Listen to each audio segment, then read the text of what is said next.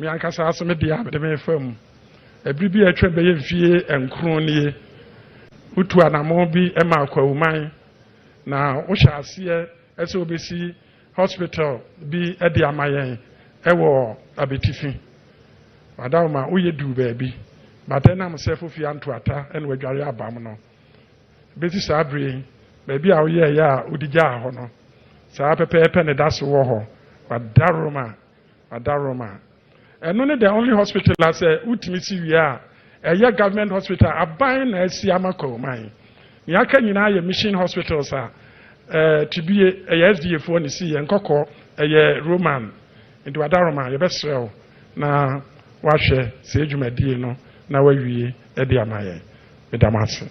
I don't know why people keep calling me Markins, but anyway, Omahin or Abetifi Oman Mumpeinfo our Kwahu. Your Excellency, President of the Republic of Ghana, Honorable Chief of Staff, Mr. Julius Deborah, Honorable Ministers of State,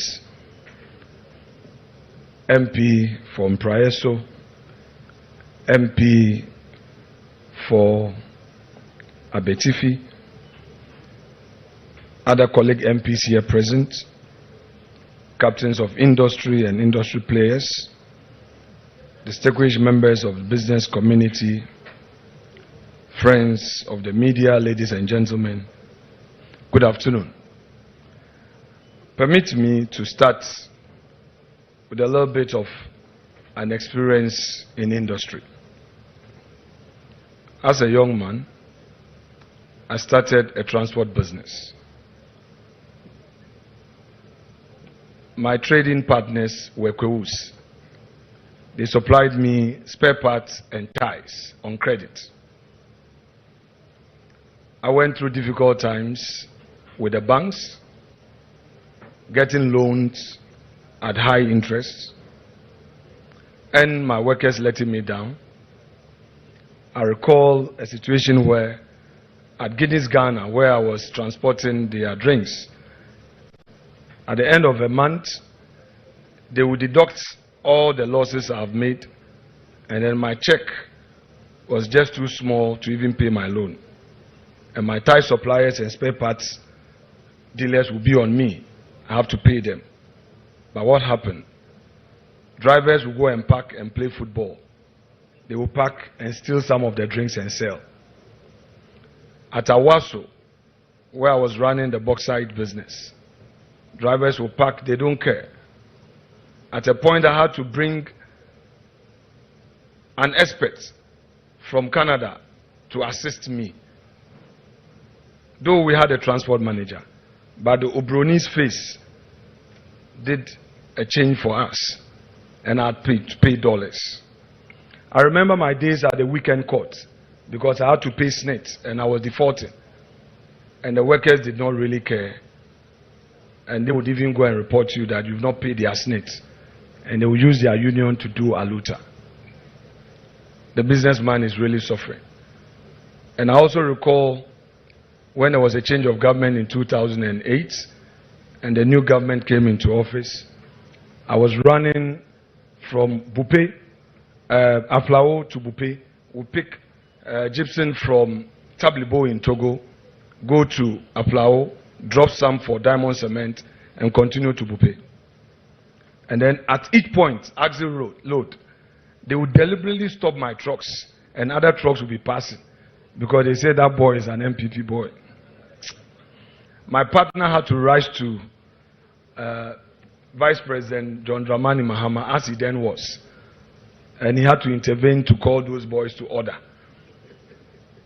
Because I told my partner to tell him that the diamond cement factory in Bupe, if they don't get the limestone, they won't produce the cement, and it will affect his area. Did we go or did we come? Indeed, I needed to give you this background so that those of you in private business will relate, so that we know where we are starting from and what is expected of us as a political class. Let me say it's an honor to join you for this second edition of the Kwahu Business Forum, an important platform that continues to inspire fresh thinking about Ghana's economic future, while reminding us that the future of our nation is deeply intertwined with the active participation of the private sector, particularly the strength of its indigenous businesses and the vision of its entrepreneurs. The theme for this year, the future of business, the role of the financial sector, is not only timely but foundational. No economy can thrive where access to finance remains elusive.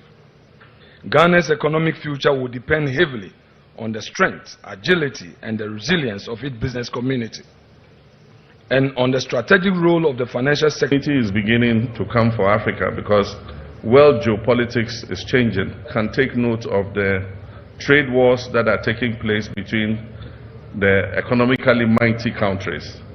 It is creating global shifts in terms of production, and this is the opportunity that Africa must take. And so let us shake ourselves out of the mindset that we are traders, because we can be manufacturers, we can be industrialists, we can be digital entrepreneurs, we can be agribusinessmen, we can be large-scale commercial farmers, we can be anything that we want. And so with the shift in the global geopolitics, opportunities, new opportunities are being created. And as long as the Trumpian things continue happening, it makes the world a bit more unpredictable. And the more unpredictable the world is, the more opportunity it creates for those who have been marginalized for a long time. I want to thank Nana Chairman for the comments he made about the Afram Plains. And I want to assure him that Afram Plains is in our sight in terms of its agricultural potential and agro-processing. We've labeled Afram Plains a special agro-processing zone, SAPZ. And in line with the same program that the African Development Bank is pursuing, we intend to achieve substantial funding from the African Development Bank for investment in the Afram Plains, both in terms of agriculture and agro-processing. But to be able to do that, we must first put in the infrastructure. And so under the big push, we have put the bridge at Echiamam from under the big push to construct the bridge so that we can take the ferry away. And then also we've targeted the main roads in the Afram Plains area to rehabilitate them so that it can ease doing business in the area. Let me thank both the majority and minority leader for attending. For me, it sends a signal that this is a non-partisan business forum, and that it is open to everybody, notwithstanding one's political affiliation. And my hope is that future presidents who succeed me will continue to adopt this as a forum that must continue, no matter which party is in power. But I'd like to make my last comment on the issue the minority leader raised. And it's not only him. There are several businessmen who have told me that one of the major hindrances they face in business is not even capital. It is getting trusted people to work with. If somebody comes to work for you, he thinks that your business is a platform for him also to build his business. And it's not only him who has had that experience. I've had it too. I bought a bus for a relative to run transport business so that he can look after the family at home and stop disturbing me on my small parliamentary salary. And they gave it to a driver who was a relative. Good driver though. The first thing he did was he went and put a carrier on the bus. And anytime you saw the bus had more load on top of it than in the bus. And so what happened? The axle broke down. And it was the most regrettable experience in my life. When the axle broke down, they came to me to buy a new axle. So the reason for buying the bus had been defeated. Anytime the bus broke down, they would come to me to come and repair it. And it was costing me more to repair the bus than if I had just been murmuring the money to them. But you know what happened? This driver used to live in the family house. While he was driving the bus, he procured the land. He started to build a house. The house reached lintel level when the bus finally broke down. And by then I had had enough. So I refused to repair the bus and decided to dispose of it. And so I sold the bus. This was like several years, many years, more than 10 years ago. And since I sold the bus, where the building reached lintel level, it is still at lintel level even till today. And so what he says is very serious, getting trusted people to work with. And so we must look at that aspect of the restraints to industry. And I know that even some business people and industrialists are going out of, like he said, are going out of the country and bringing foreigners to come and manage their businesses. It's an indictment on our human resource. And it's something that we must begin to think about and find ways of creating a core of management that is dedicated to working to build a business. Because what they forget is, as the business grows, you get better remunerated, you benefit more.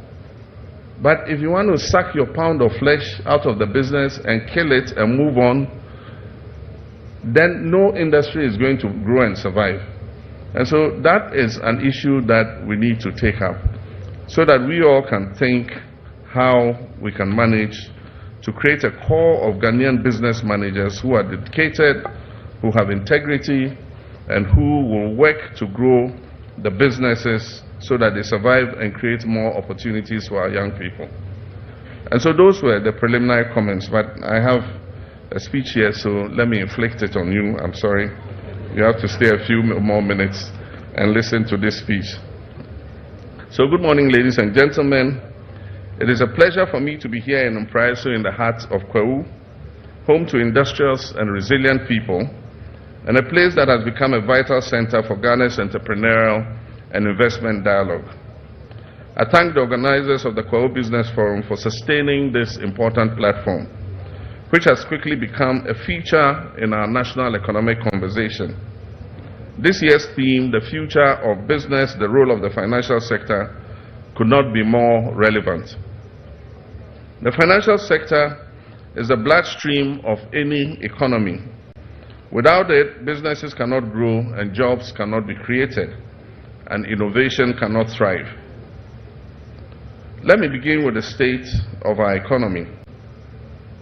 We are all aware of the challenges our country has faced in recent years: soaring inflation, a weakened cedi, rising debt levels, and a decline in investor confidence. These challenges have weighed heavily on businesses and households alike. But I'm confident, and I say this with sincerity, that we will turn the corner. There are early signs of macroeconomic stabilization. Inflation is gradually easing. The currency is stabilizing. And with disciplined management, we shall restore a measure of confidence in our economy. But ladies and gentlemen, recovery alone is not enough. We must now set our sights higher on transformation of the economy. We must build an economy that is resilient, inclusive, and productive. And this cannot be achieved without a financial sector that works not just for a few, but for every Ghanaian business, from the roadside vendor to the massive industrialist. Our vision for Ghana's future business landscape is bold and deliberate. We are pursuing a targeted program in restoring investor confidence by enhancing transparency, cutting bureaucratic red tape, and promoting a rules-based investment climate. We're prioritizing sectors that can absorb labor and grow our economy sustainably, like agro-processing, ICT, manufacturing, tourism, renewable energy, and the green economy. But our focus is not only on attracting foreign investment. We're equally committed to empowering Ghanaians to become owners and drivers of enterprise. And this is why this government will support the private sector not just with policy, but with decisive action. We will expand access to affordable financing through financial institutions like the commercial banks, the Ghana Development Bank, the Women's Development Bank, and partnership with other private financial institutions. We'll support small and medium enterprises with targeted financing, tax incentives, and technical support. We'll modernize infrastructure, including roads, logistics, and digital connectivity, to create an environment where businesses can thrive. We'll reduce the cost of borrowing by reforming credit systems and supporting blended finance instruments. And we'll retool the financial sector to serve the real economy, not just government borrowing or speculative trading. We also will launch a national venture capital fund to support youth and women-led businesses and introduce regulatory reforms that encourage banks and financial institutions to lend to the productive sectors of the economy. And in all this, financial inclusion will be at the heart of this agenda. No economy can grow if its people remain excluded from the formal financial systems. We'll work with banks, fintechs, and mobile money operators to expand access to financial services, particularly in rural and underserved communities. Nana Chairman, distinguished guests, the future of business in Ghana must be digital, it must be green, and it must be inclusive. We're entering an era where digital infrastructure is as important as roads and other infrastructure. As part of our 24-hour economy strategy, we'll create the conditions through reliable electricity supply, logistics, and public safety for businesses to operate around the clock. This will boost productivity, create jobs, and expand opportunities across the country. But in trying to transform our country, an important ingredient is the requirement of skills. And that's why we're introducing a Jobs and Skills Compact, bringing together government, industry, and academia to align education and training with the needs of the changing job market. We'll provide incentives to companies that create sustainable, decent jobs and support youth entrepreneurship to unlock the creativity of our young people. Our vision is of a Ghana where no young person needs to leave their hometown in search of opportunities, where our communities will become hubs of innovation, enterprise, and decent work. To truly enable business growth, we must go beyond economic policy. It requires a firm commitment to rule of law, political stability, and respect for contracts and property rights. It also requires a responsive, corruption-free public service that sees the private sector not just as a source of revenue, but as a partner in development. And that is why forums like these are important. They allow us to listen, to engage, and to co-create policies that work for us. Your insights and innovations are critical to the national reset that we have embarked upon. Ladies and gentlemen, Nana Chairman, in conclusion, the future of Ghana will not be determined by government alone. It will be determined by our ability to build partnerships between the state and private sectors, between finance and innovation, and between leadership and the people. The Kwahu Business Forum is more than just an event. It is a call to action. And so let us work together to build a Ghana that is competitive, productive, and inclusive, and a Ghana that creates opportunities for all. And so on this note, it's my honor and privilege to declare the 2025 Kwahu Business Forum duly open. Thank you, and may God bless our homeland, Ghana.